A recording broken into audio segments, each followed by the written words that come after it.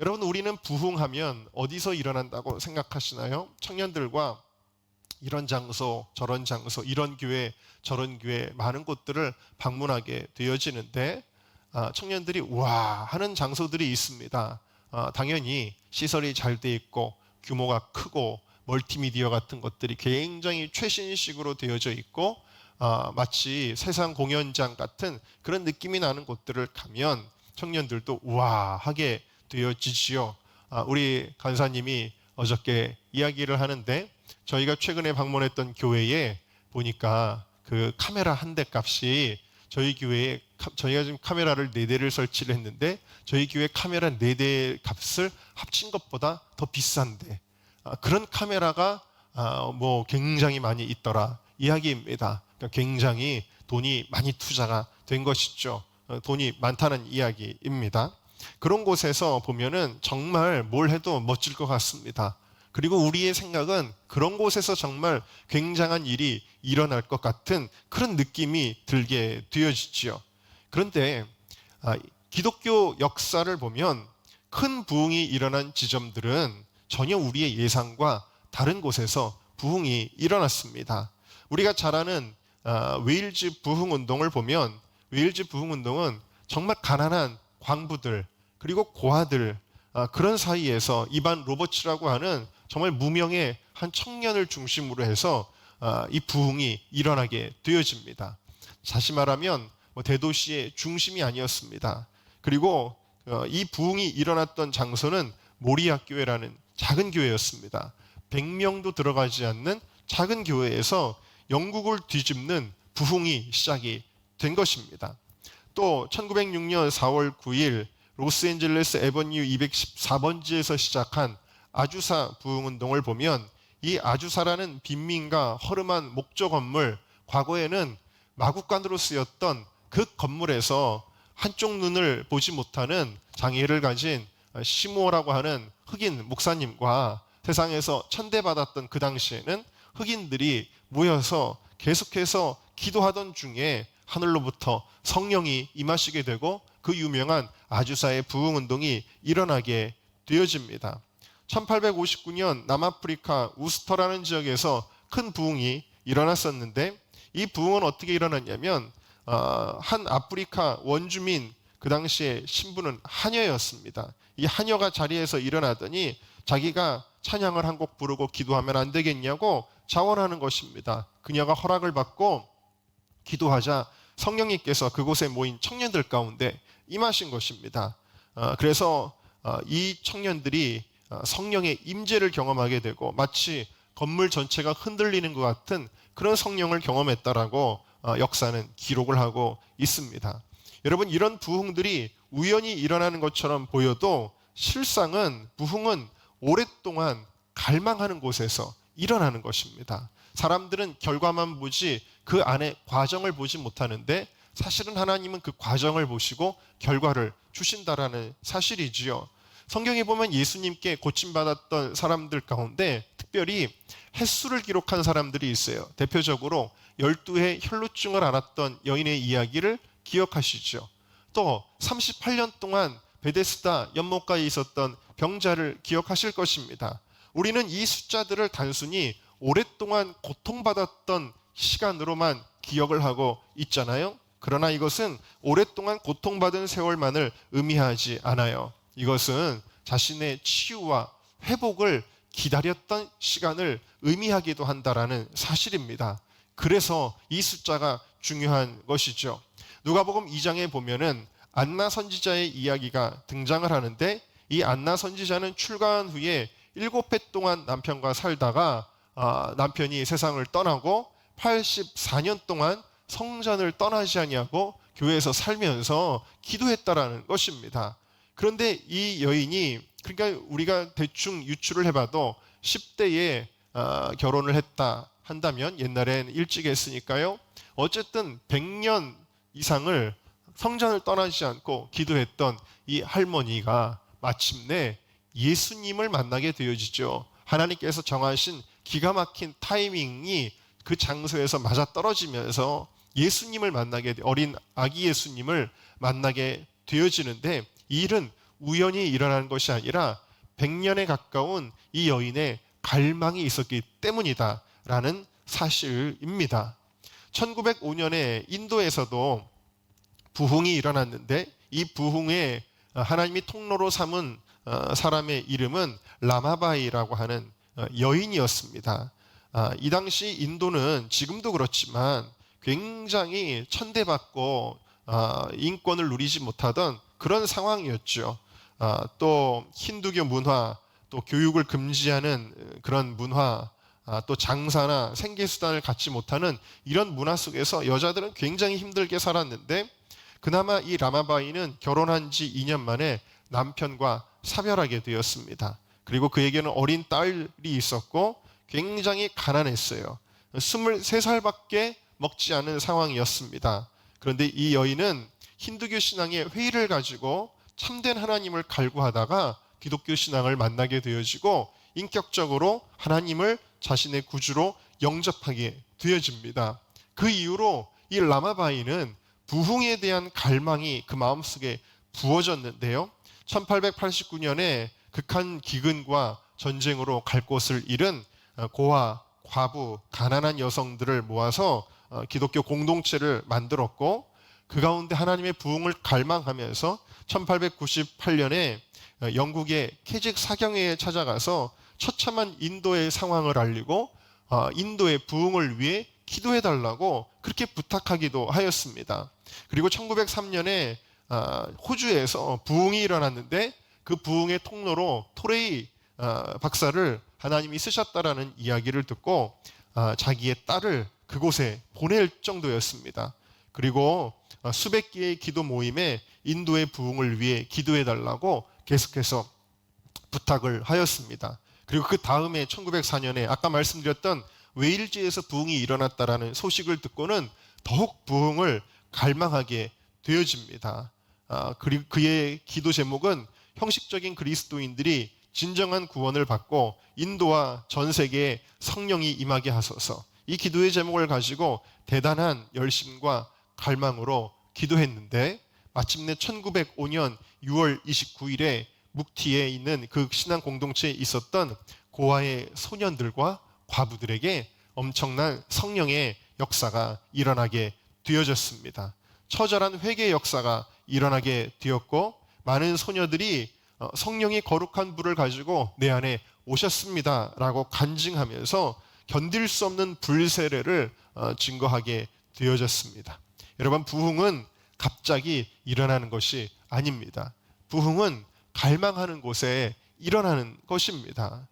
여러분, 오늘 우리는 코로나라고 하는 생각하지도 못한 상황 가운데 처해져 있는데 저는 이것이 시간이 지나고 나면 지금은 굉장히 어떤 이것이 정치 엘리트들에 의해서 과도하게 공포심을 유발하고 또 여러 가지 통제적인 것들을 조장하고 마치 코로나에 걸리면 무슨 죄인이나 되는 듯이 낙인 찍고 사회를 통제하고 교회를 또 예배의 자유를 억누르고 이러는 상황이지만 10년만 지나도 이때의 상황을 정말 아무것도 아니었다라고 평가할 수 있을 수 있다라고 저는 봅니다만 어쨌든 참으로 어려운 상황의 연속인 것은 사실입니다. 그리고 이 일에 대해서도 사람들마다 자기가 갖고 있는 정보들이 정말 다 다르기 때문에 저는 사실 주류 언론에 대해서 그렇게 신뢰하지 않기 때문에 나름대로 이 분야에 대한 전문가들의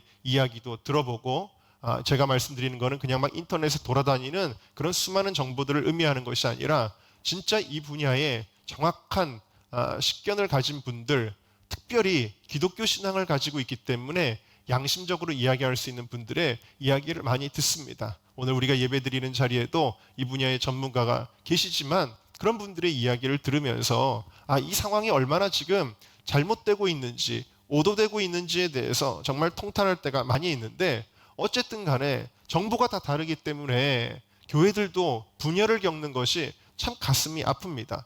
사람들마다 생각이 다 다른 거예요. 그러다 보니까 교회가 서로 하나가 돼도 모자를 판에 지금 서로 분열하고 자기 주장을 하고 그런 경우들이 많이 있는데요. 이렇게 어려운 상황 가운데서 사실 누가 예배의 자리를 내주겠습니까? 많은. 그러나 어쩔 수 없이 우리가 홀리위크를 이 은정교회에서 드리는 것은 아니라는 것을 저는 분명히 말씀드리고 싶습니다. 무슨 얘기냐면 우리가 할 수 없이 이곳에서 예배드리는 것이 아니라 이런 모든 상황들을 합력하여 선을 이루시는 우리 하나님께서는 하나님이 이번 홀리위크의 장소로 이곳을 택하셨다라는 사실입니다. 왜냐? 여러분, 우리 교회가 정말 한국교회의 예배 자유를 지키기 위해 어렵게 투쟁하는 정말 욕먹을 각오로 그렇게 하는 교회들처럼 하지는 못했지만 우리가 정말 최선을 다해서 예배를 지키려고 노력은 해왔거든요. 저는 방금 전에도 말씀드렸지만 가장 고통스러운 것이 인본적인 교회 지도자들이 같은 교회를 공격하는 일이라고 생각을 합니다. 그것이 가장 고통스러워요. 세상이 공격하는 것보다 이것은 10배 이상의 아픔이라는 것이죠. 그들은 이야기합니다. 이웃 사랑을 실천해야 할 교회가 왜 욕먹을 짓을 하느냐, 왜 이렇게 이야기하면서 현장 예배를 드리는 교회, 힘들게 예배를 지켜나가는 교회를 격려는 못할 망정 조롱하고 비웃습니다. 그리고 그런 분들은 교회 문을 닫지요. 그리고 심지어는 저는 이런 얘기를 참 많이 들었는데 성전을 사모해서 나오는 성도들을 오히려 왜 교회에 오셨어요? 집으로 가세요 하고 돌려보내는 그런 일도 많이 있었던 것을 압니다. 이런 자신들의 처사를 아주 교묘하게 합리화합니다. 어떤 식일까요? 성전의 틀을 벗어나 흩어지는 교회가 되었다느니, 건물이 아니라 우리 자신이 교회의 본질임을 깨달았다느니 이것이 제2의 종교개혁이니, 그러면서 굉장히 깨어있는 목회자인 것처럼 말하고 실제로 그렇게 할 때마다 많은 사람들에게 찬사를 받기도 합니다. 여러분, 여기에는 다 틀린 얘기만 있는 것은 아닐 수 있습니다만, 그러나 그럼에도 불구하고 우리의 신앙생활의 목적, 첫 번째는 하나님입니다. 우리가 사랑을 논하는데 사랑도 내 하나님을 목숨을 다하여 사랑하라는 것이 제1계명이요. 그 다음이 내 이웃을 내 몸과 같이 사랑하라고 말씀을 하셨습니다. 그렇기 때문에 아무리 사람들이 비난해도 다니엘은 예배드렸던 것입니다. 다니엘의 행동은요, 굉장히 비난받을 행동이었고 같은 동족인 유대인들에게 엄청난 피해를 가져다 줄 수 있는 행동이었습니다. 그러나 아무리 사람들이 뭐라 해도, 정권이 뭐라 해도, 혹은 같은 동족들이 뭐라 해도 다니엘은 예배를 드렸던 것입니다. 아무리 사람들이 비난해도 노아는 방주를 짓는 것입니다.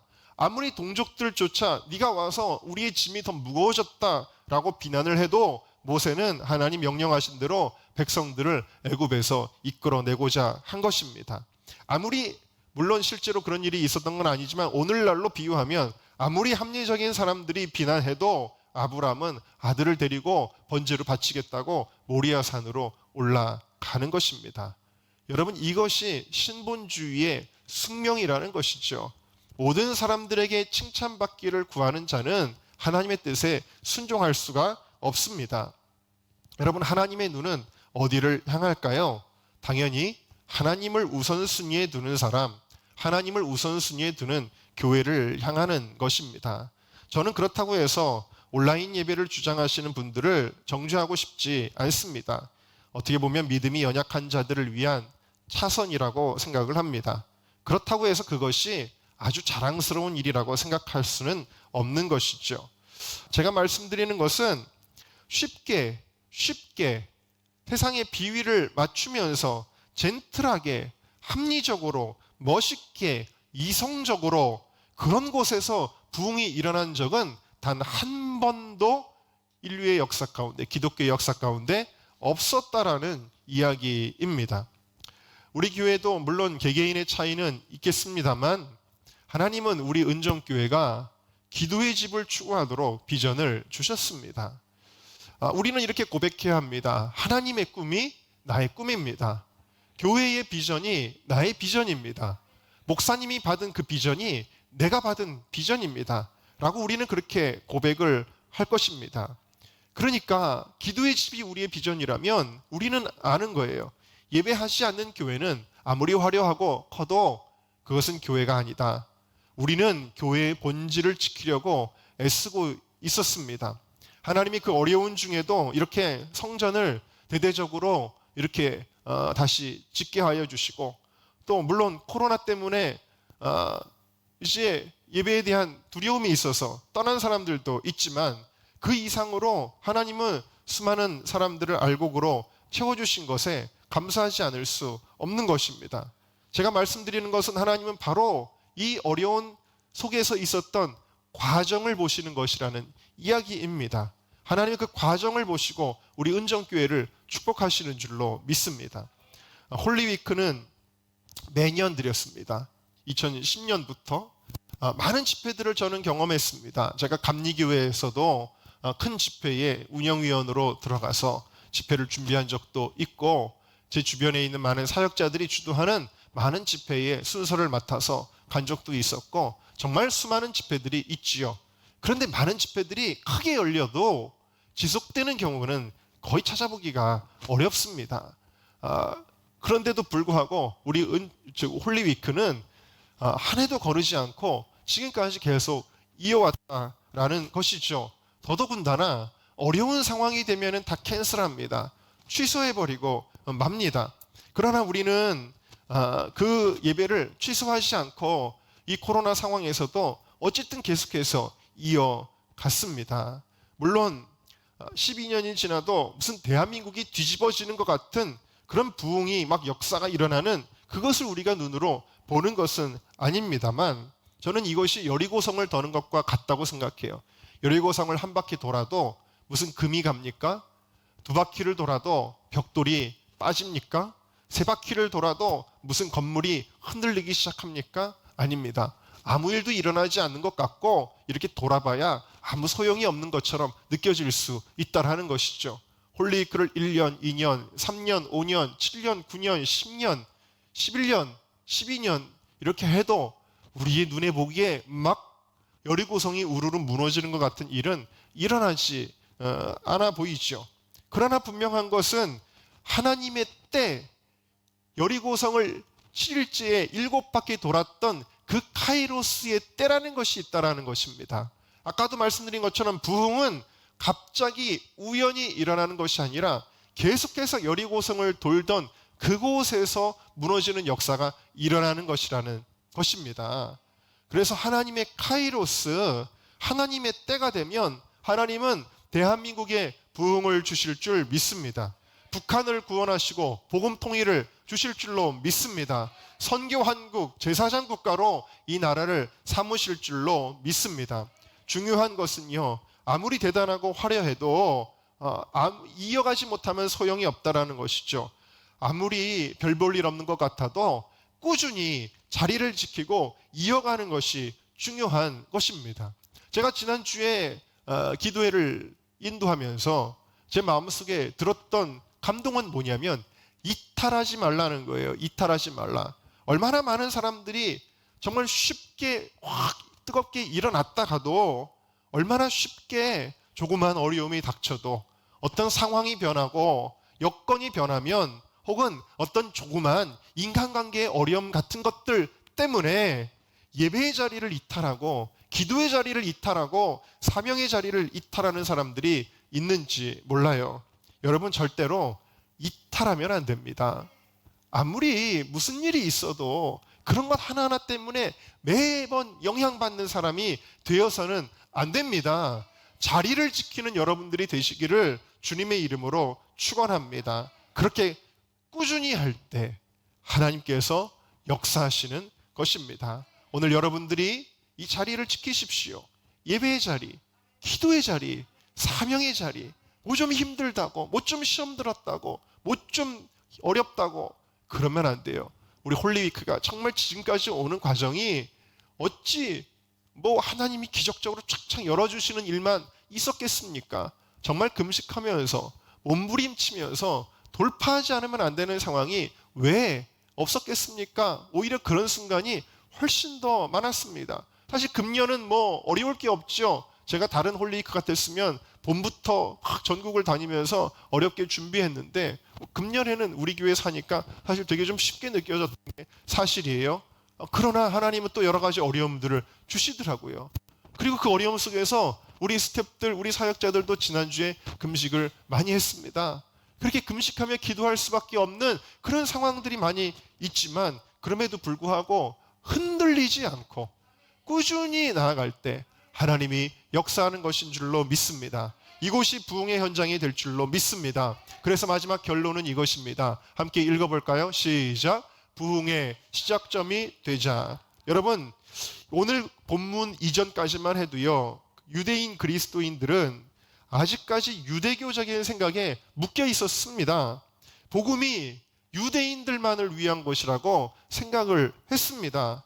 이방인들은 하나님과는 멀어진 백성들이라고 여겼습니다. 그러나 오늘 말씀에 바로 우리가 읽었던 본문의 바로 윗부분을 여러분들이 보시면 베드로가 기도하는 중에 환상을 보는데 하늘에서 도저히 유대인들이 먹을 수 없는 음식들이 막 떨어지는 것입니다. 오늘날로 말하면 뭐 이런 거예요. 돼지고기, 뭐 꼼장어 이런 게 막 내려오는 것입니다. 갑자기 군침을 흘리시는 분이 아침부터 계시네요. 이런 것들이 내려오는데 그걸 하나님이 먹으라는데 하나님 이걸 어떻게 먹습니까? 부정한 음식들인데요. 내가 거룩하다고 한 것을 네가 부정하다고 하지 말아라 라고 주님께서 말씀하셨어요. 이 환상을 통해 이방인들도 하나님이 거룩하다 하시면 거룩해지는 것이구나 라는 것을 깨닫게 되어지고, 그래서 이방인들도 하나님의 사랑하는 대상임을 깨닫게 되어지고, 그가 이제 고넬료의 집에 가서 설교할 때 이렇게 이야기를 하지요. 34절에 보면 하나님은 사람의 외모를 취하지 아니한다. 어떤 인종인지 흑인인지 백인인지 황인인지가 중요한 것이 아니다. 오직 하나님을 경외하며 의를 행하는 사람을 하나님이 받으신다. 그렇게 이야기를 하면서 설교할 때에 44절부터 보면 성령이 말씀 듣는 모든 사람에게, 이 모든 사람이 누구예요? 고넬료와 그의 식구들입니다. 이방인들입니다. 이 이방인들에게 성령이 부어주심을 인하여 45절에 보니까 놀래 자빠졌다라는 거예요. 아니 어떻게 이방인들에게 성령님이 임하셨지? 그들이 방언을 말하며 하나님 높임을 듣게 됩니다. 베드로가 47절에 말합니다. 우리와 같이 이 사람들이 성령을 받았으니 누가 능히 물로 세례 주는 것을 그 말이요 하고는 그들에게 세례를 베풀게 되어지는데, 여러분 이 사건은 굉장한 사건입니다. 왜냐하면 복음이 이제는 수천 년 동안 하나님의 말씀이 오직 유대인들에게만 계시되었었는데 드디어 이 사건을 계기로 해서 역사의 대전환이 일어나는 거예요. 복음이 이방인들에게 가게 되는 것입니다. 바로 그 이방인 선교, 이방인 부흥의 시작점이 어디였을까요? 고넬료의 집에서 있었던 이제 베드로를 모셨던, 어떻게 보면 오늘날로 말하면 부흥 집회였다라는 사실이지요. 바로 그 은혜가 있었는데요. 여러분, 우리나라에서 가장 유명한 부흥의 사건 하면 평양 대부흥운동을 떠올리지요. 평양 대부흥운동은 장대현 교회만 부흥한 운동이 아니었습니다. 이 평양 대부흥운동이 일어나고 나서 이 부흥사경회가 제일 먼저 옮겨 붙은 곳은 숭실대학교였습니다. 숭실대학교에서요, 수업을 중단하고 기도할 정도였습니다. 그리고 평양신학교, 평양여자고등학교, 감리회 부인사경회, 숭의여학교, 숭덕여자소학교 다 퍼져나가면서 학교마다 먼저 캠퍼스마다 부흥이 일어났습니다. 그리고 도시로 옮겨가는데 선천과 광주와 대구와 의주와 공주와 제물포 그리고 서울로 기도의 물결이 옮겨가고, 심지어는 중국과 만주, 몽고까지 이 부흥의 불길이 퍼져나갔습니다. 평양에서 머문 것이 아니라 전국으로 퍼져나갔다라는 것이고, 이 평양 부흥 운동이 도화선이 되어서 그 유명한 백만인 구령운동이 일어나게 된 거예요. 그래서 수많은 영혼들이 하나님 앞에 돌아왔습니다. 아니 지금 코로나는 비교가 안 되는 상황이에요. 예배드리면요, 여러분 뒤에 일본 순사가 서가지고 무슨 설교하는지 검열하던 시대였습니다. 그렇게 총칼로 핍박하던 시대에 놀라운 부흥이 일어났습니다. 여러분, 오늘 우리 은정교회에 하나님이 부흥을 주실 줄로 믿습니다. 그러나 이것은 우리만을 위한 집회가 아니라는 거예요.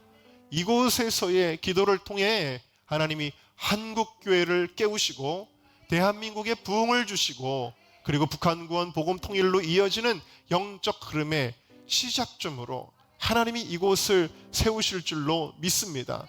에스겔의 환상을 보면 강단에서부터 물이 솟아나오기 시작하는 거예요. 은정교회, 은혜의 우물가, 물이 솟아나오는 것입니다. 여러분, 2층에 교육관 이름을 제가 웰스프링 홀이라고 지었는데 어르신들이 굉장히 이 이름을 어려워하시잖아요. 이 이름의 뜻을 좀 설명해 드리면 어떻게 생각하실지 모르겠네요. 웰, 우물이라는 뜻이고 스프링, 솟아난다라는 거예요. 웰스프링이라는 이름처럼 여러분, 우리 은정교회가 이곳에서부터 여러분, 아무리 큰 한강도 갑자기 한강이 만들어지는 게 아니에요. 저 경상도에 있는 낙동강도, 전라도에 있는 영산강도 강이 하루아침에 만들어지는 게 아니에요. 다 어디서 시작하는 시작점이 있다라는 거예요. 물이 솟아오르는 샘이 있다라는 것입니다. 하나님은 우리 은정교회를 이 은혜의 생수가 솟아져 나오는 그 시작점, 부흥의 시작점으로 세우실 것입니다. 그리고 여러분 한 사람을 웨일즈 부흥운동의 에반 로버츠 같이 부흥의 시작점으로 세우실 것입니다. 여러분의 마음속에 무엇이 있습니까? 하나님을 향한 갈망으로 가득 차기를 원합니다. 포기하지 않고 자리를 지키며 부흥을 구하는 갈망이 있기를 원합니다. 이번 홀리위크를 통해 이러한 역사가 일어나게 하여 주옵소서.